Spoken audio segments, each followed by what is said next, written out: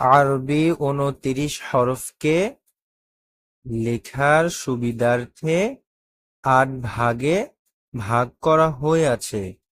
১ নম্বরে ৪ হরফ আলিফ, মিম,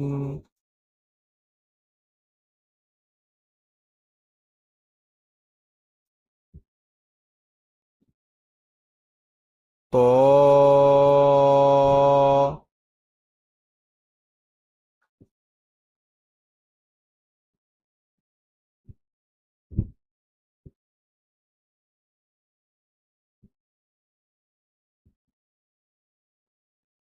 ল,